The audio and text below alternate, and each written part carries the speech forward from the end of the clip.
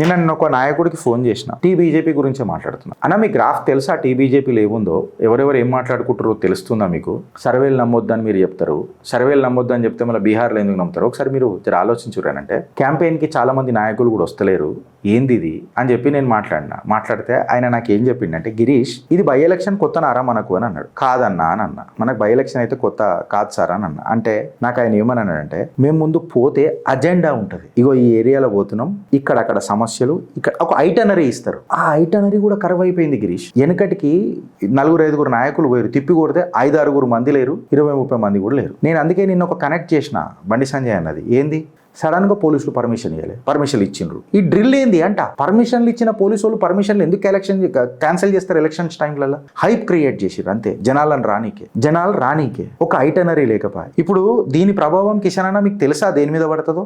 GHMC ఎలక్షన్స్లలో చాలా ఘోరంగా పడుతుంది. ఇక రాను ఖైరతాబాద్ ఎలక్షన్ కూడా వచ్చేటట్టుంది నాకు తెలిసి, బై ఎలక్షన్. దాని మీద ఏం మాట్లాడతారు ప్రభావం చూడుండ్రు ఒకసారి మీరు. ఇట్లా కూర్చొని చేస్తున్నానంటే కుదరది. నిన్న కిషన్ అన్న ప్రెస్ మీట్ చూస్తున్నా, 4-5 రోజుల కింద మాట్లాడండి కిషన్ అన్న. వేరే క్యాండిడేట్స్, ఇది పెద్ద ఎలక్షనా, చిన్న ఎలక్షన్ అండి.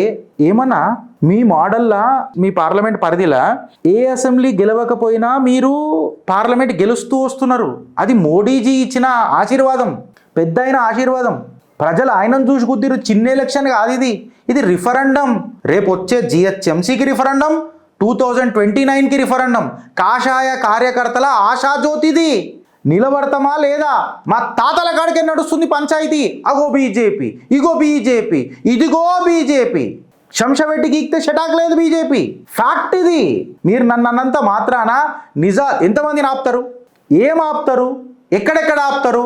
సరే కూసుందాం, మళ్ళీ ఏమైంది అని అనేది చెప్తే ఇలా కిషన్ అన్నన్ గురించి మాట్లాడలేను. ఇక్కడ ఫ్యాక్ట్ ఏందని అంటే టీబీజేపీ నాయకులు ఆన్సర్ చేయాలా. కథనం కిషన్ అన్న మీద వచ్చిందొచ్చు, అది వేరే విషయం. ఇది కలెక్టివ్గా ఆన్సర్ చేయాలా. ఎడికైనా చెప్పును, ఆలోచించరు ఫ్రెండ్స్.